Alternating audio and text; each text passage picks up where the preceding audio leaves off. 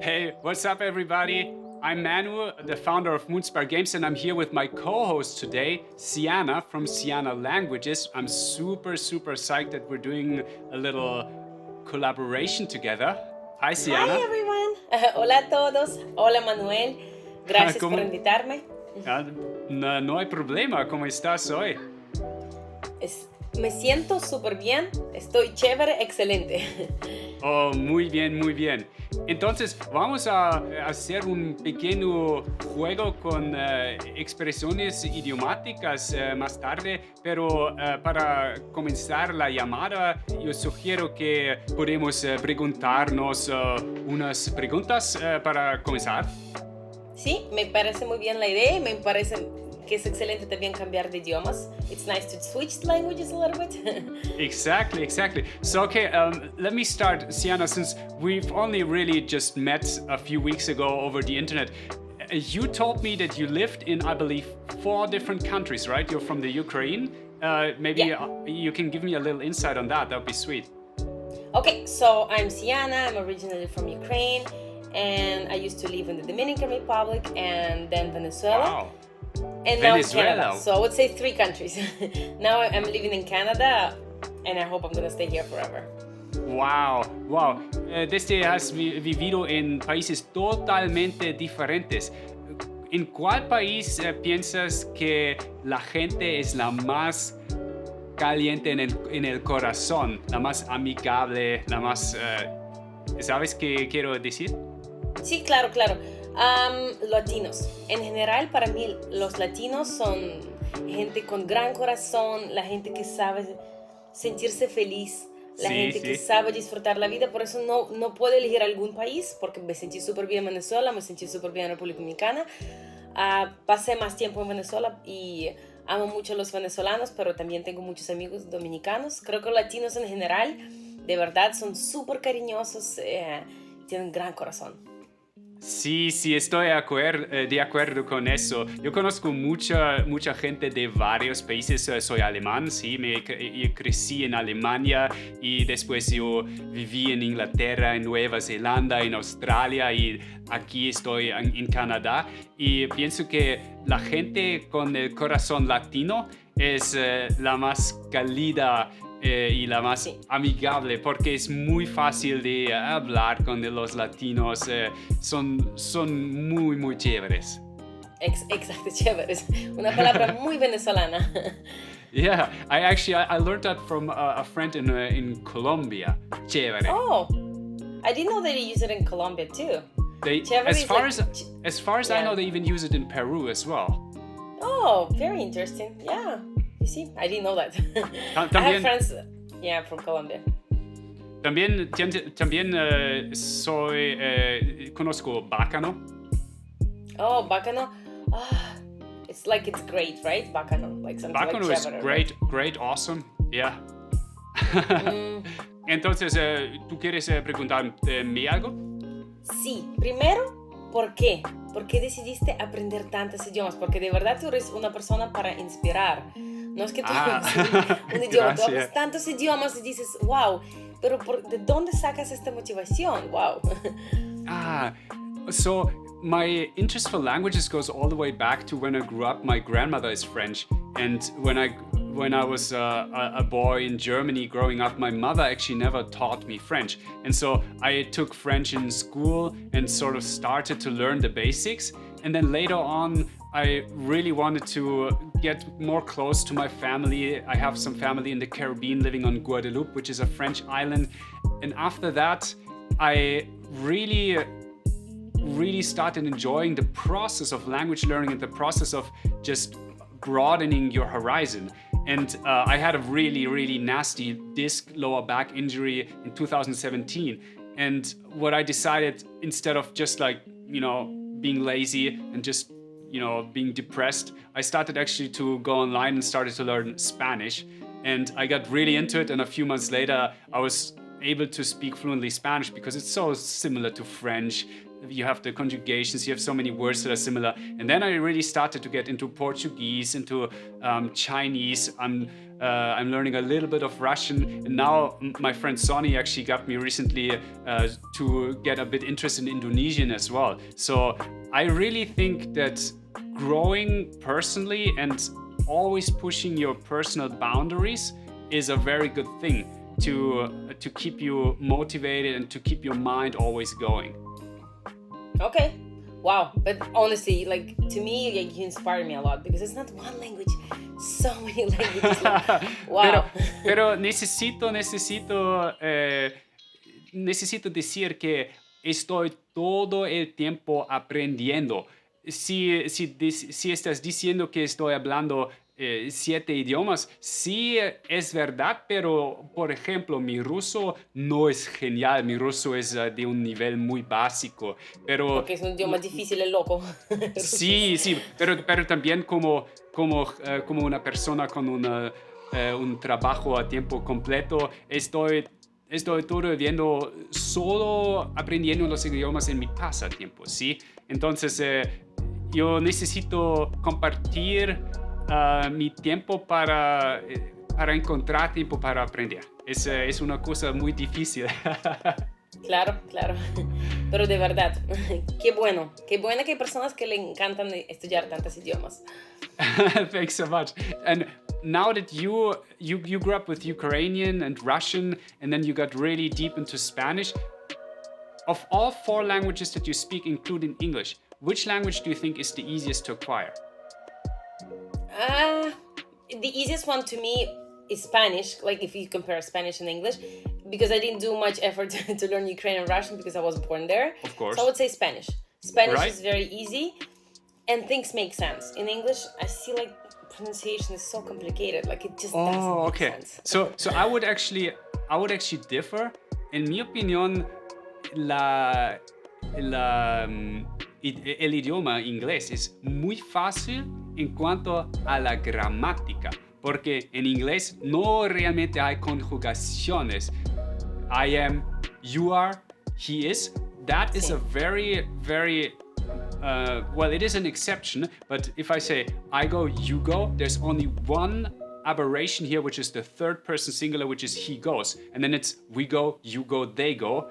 And most of the conjugations in English are actually just very plain and simple. Whereas when I learn Spanish, French, Portuguese, or Everything Russian, changes, everything changes based on the case or, of course, the gender or the person, right? That's true.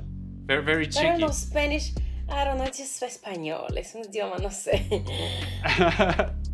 Porque primero lees igual como se escribe, entonces ya, con esto te quitas muchos problemas. See, okay, that's awesome. I think I would be really interested in the future to see if you're gonna pick up more languages now that you're fluent in 4. That'd be very very cool to see if you maybe start getting into something more, exotic or Maybe German. Yeah. German. Sprichst du Deutsch? Ein bisschen.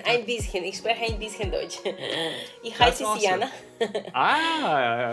Freut mich, dich kennenzulernen. That's it. De hecho, en mi opinión, para los rusos o la gente de Ucrania y también a los alemanes, es fácil para pronunciar la gente de los demás. Ok. Es interesante porque aquí siempre cuando hablo inglés, todo el mundo dice, saben que no soy de aquí. Por eso no sé. Porque yo creo que el acento de la letra R es tan fuerte que no sé cómo quitarla. Sí, pero en el español de España, el R es muy fuerte también. Sí. Okay, that's really cool. If you ever need any German tips in Deutsch, let me know. I'm happy to help. I would say now we could start getting into a little language game that we're gonna do. So Siiana and we're going to ask each other if the other person knows the idiom in their language of preference. So for Siiana, Spanish would be her language of preference because she used to speak Spanish for such a long time, so she's really almost like a native when it comes to that. And for me, I've been living in Canada for about 12 years now, so English to me is, I think in English, I dream in English. And so I'm gonna tell you some English idiomatic expressions and you're gonna tell me some Spanish idiomatic expressions. We each have about 20 to 30 seconds to find the equivalent in their language. And basically in the end, we can see who scored the most. And I would say, I'll just go. In English, we have an expression, it's called, you're barking up the wrong tree. Have you heard of that? And do you know the equivalent in Spanish? You got 30 seconds. Okay, my 30 seconds. So I think it's like you're like mistaken. That's more the meaning. Like you're wrong. Like, oh, like, I don't know, you're having a fight with somebody or whatever. You're so wrong. Like, that's not the right person to have about. And the equivalent, maybe like, estás buscando en un lugar equivocado o algo así, como que estás equivocado. Sí, eso es correcto. Cuando una persona está buscando en un lugar equivocado, es básicamente tú te estás equivocando. Entonces, por ejemplo, si tú crees que yo robé las galletas, estás buscando en el lugar equivocado. O te estás equivocando de persona. Puedes también decir eso. Okay. Un punto para Siiana. 1 point for Siiana. Awesome. Ok, ahora tu turno. ¿Listo? Sí. Ok, listo. Ok. Sacar la piedra. Me encanta esta expresión. Sacar la piedra. Me saca la piedra que tu amiga no limpie los platos después de comer, por ejemplo. I'm really pissed off, I guess you could say that in English, or this is really getting on my nerves. So, is there? Yeah, I think that's. No, amazing. Honestly, I wouldn't add anything. Great. Like. Okay, perfect. Because I just surpassed those 30 seconds. Entonces, dígame, en inglés tiene una expresión que es hold your horses. ¿Conoces eso? Hold your horses, and I think it's hold your horses, like more meaning like be patient, wait a little bit. Sí. But equivalent in Spanish sería como que aguanta, espera o algo así. Aguántate, sí, espera un momento, cálmate. Calma, exacto. Sí. ¿Ah? Medio punto. Muy bien. Ok, vamos a continuar. Es mi turno. Oh, tu turno. Ok, volverse un 8. Estar vuelto un 8. Volverse un 8, estar vuelto un 8. Yo conozco que se vuelve un arroz con mango, pero eso es diferente. Volverse un 8, to get tangled up, maybe, to get, to turn into a knot or something like that. I think I heard that before in English. I would say definitely to be confused or, to be confused about something. Si estás vuelto un 8, te estás enredando en una cosa. Enredando, excelente palabra, enredando, sí. Te estás enredado, okay. Como que te volviste un 8. Se usa mucho en Venezuela, sí. Sí. Entonces, las expresiones que me estás preguntando, la mayoría es originalmente de Venezuela, entonces. Sí, pero yo también las he escuchado usando en República Dominicana, pero bastante. Okay. Por ejemplo, volverse un 8 es súper expresión venezolana. Ok, interesante. Ok, vamos a continuar. Tú tienes 30 segundos. Entonces, en inglés tiene una expresión to go back to the drawing board. ¿Has oído eso antes? Help. That's cool. I like when I don't know the answer. 20 segundos. Creo que Siiana no va a ganar punto. I have no idea. Okay.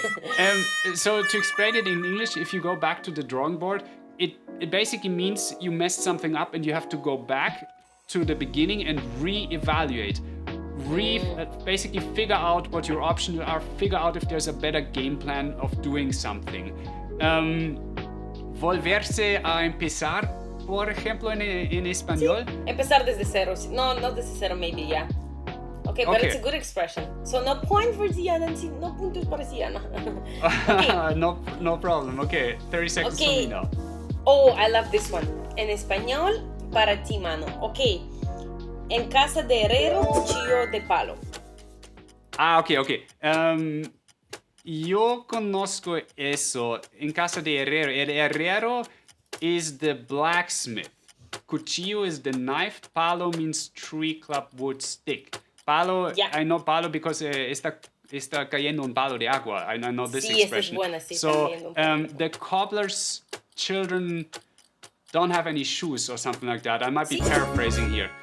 That's great. Basically what it means is that you know something really well, but your children don't. So if I'm German, let's say I'm a German teacher and my children are German, I don't have any though.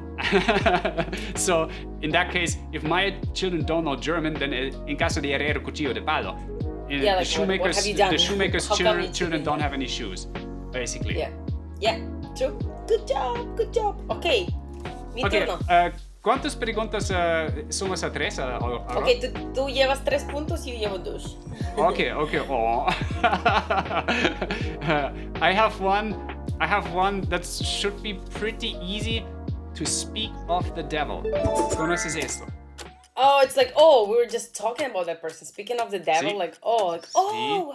We were just mentioning that person. We're just talking about that person. ¿Sí? But the toughest thing is gonna be for me to find the equivalent. Oh, now I remembered. Hablando del rey de Roma. That's a Spanish equivalent. El rey de Roma. Yo pienso que eso es correcto, pero me interesa mucho porque el rey de Roma, porque los latinos, el rey de Roma es en Italia. Exacto. Well, hay muchas cosas que no tienen sentido. No sense at all. I think in Portuguese, I know a hata hoeo a hopa do rei de Roma is like a saying that helped me to understand the ha sound in Portuguese. A hata hoeo a hopa do rei de Roma means the rat ate the clothes of the king in Rome. It has nothing to do with your expression there, but I just wanted to throw that in because I find that funny. Well, but it's funny because Portuguese should sound a little bit like Spanish, but from what you said, like I didn't find anything like in common at all. But I think in Spanish we also have the verb roer. See, roer, to gnaw at something like right? Can you spell that word, please? Ooh, it would be. Maybe I'll look it up quickly. Okay. Wait a second. I'm gonna bring up Google Translate here. In English would be to gnaw at something like. Yeah, it's roer. Entonces en español la rata está roendo la ropa del rey de Roma. We're rolling the R in Spanish. La rata está roendo la ropa del rey de Roma. Rata. Hay una expresión de esa con rata, pero es buena. No sabía esta palabra. De verdad no sabía. Yo creo que es mi turno ahora. Sí, ahora es tu turno y por ahora vas ganando. Ok, vamos a darte algo complicado para que yo gano. Ok, tu turno. Ok, lavarse las manos. And wash my hands. Ya, lavarse las manos. ¿Puedes decir un ejemplo? Un ejemplo. Él tenía que pagar la cuenta, pero él se lavó las manos. Oh, so I don't know the English expression. I kind of know what you're saying there, and my time just went. My time is over. So I would say, what's the English expression? Tell me. Well, I found the English expression to pass the bucket. I don't know if they use it as much. Oh, yeah, I'm passing the bucket. Like, I mean, probably not something that I would say, but I get the meaning of it. You're basically, you're letting somebody else take that responsibility, right? Yes. And it's very popular. Like, me lavo las manos. Like, I have nothing to do with this. Yeah. Okay, I think the score is even now. Yes, no, we're even. Okay, let's do 2 more each, maybe. Sure. Yeah. Okay, let's see. I have a super, like, I think it's super Canadian because that's where I heard it the first time. But I think they also use it in the States too. I'm gonna take a rain check. The expression is to take a rain check.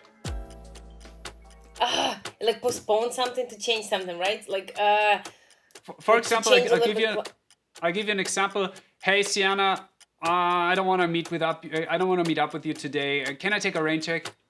yeah, like let's change the date. Let's like rearrange it for another day, right? Yeah. En español tienes 13 segundos. Español. Vamos a dejarlo para otro día. Sí. ¿Sí? Porque bueno. no sé exactamente si eso es la expresión idiomático, porque no la conozco, pero ese tiene mucho sentido que dijiste. Ok, perfecto. Ahora tu turno. Algo vamos a... Ok, nervioso. Ok, echarle pichón. Echarle pichón. Estas... Carlos le está echando pichón. Como, oh. Echando pichón. Echar, to throw out, to pour out. Pichón, la paloma. That's the thing, like, pichón la is paloma like... joven. The young pigeon, right? Echarle pichón. Yeah, but it's like an expression that has different meaning. Like, echarle pichón, it has nothing to do with the birds or whatever. They say, I have 5 seconds left. I give up. I don't know.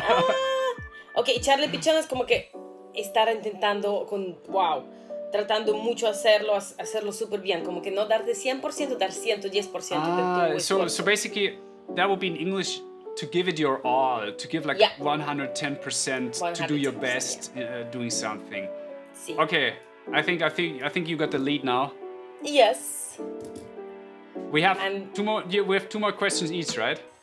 Yeah, no, I think one left because you said 2 before, so 1 more left. So 1 for you and for me. For you. Okay, let me think about one. Okay, so I don't have that on my list, but I heard it in a movie yesterday, and it's a super common expression in English, and that might throw you a curveball. The expression is to throw somebody a curveball. For example, life sometimes throws you a curveball. Maybe like an obstacle, like a challenge, right? The life is giving you something like... Sí. It's challenging you, right? Like... Sí.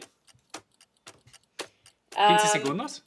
Y en español podría ser como que la vida te está poniendo unos obstáculos, te está poniendo a prueba. Puede ser algo así. Sí, te poniendo a prueba. Sí, eso funciona. Okay, muy bien. Yeah, life to throw somebody a curveball is really to throw somebody an obstacle in the way. Somebody's doing something really well, and then suddenly life throws you a curveball. It's something unexpected that totally messes up your plans, and then you gotta go back to the drawing board. It's the one that we had before, right? Okay, so it has a little bit. Okay, now I see. Okay. That was fun. So you can maybe basically it's what 6-5 now, the score. Yeah, exactly. I think we're done, aren't we? Yeah. So I'm the winner. Felicidades. Sí. Muy bien hecho. De verdad no lo esperaba. That was pretty fun. To me, I personally love idiomatic expressions. I just had one in Russian, which is если знаешь языки, то это грубо на воде, нигде не тонешь. Да, если ты знаешь языки, ты как рыба в воде и нигде не утонешь. Yeah, it's like... нигде не тонешь. Ты как рыба на воде, нигде не тонешь. Exactly, you can change a little bit. It's not like it has to be, yeah. But that the meaning is correct, yeah. Yeah, I wouldn't know the English equivalent here, but it basically means if you know how to swim, you're like a fish in water and you cannot drown. Exactly. Like you're feeling so comfortable, like, oh wow, you got this. Yeah, that's very funny. There's a few more that I want to learn, but that will take me some time. Russian is the language that I spent the least time with, unfortunately. I used to teach Russian in Venezuela. That's so great. I bet the Venezuelan hated it. I know. They were like, what? That doesn't make sense. Okay, Siiana, that was super awesome. I hope we can do something like that in the future as well. guys, if you haven't checked out Siiana's channel, I'm gonna put down the link in the description, and hope to see you soon again. Have a great rest of your evening. Muchas gracias, Manu. Espero volver a hacerlo otra vez y de verdad lo disfruté. Chao. Genial. Bye bye. Bye bye.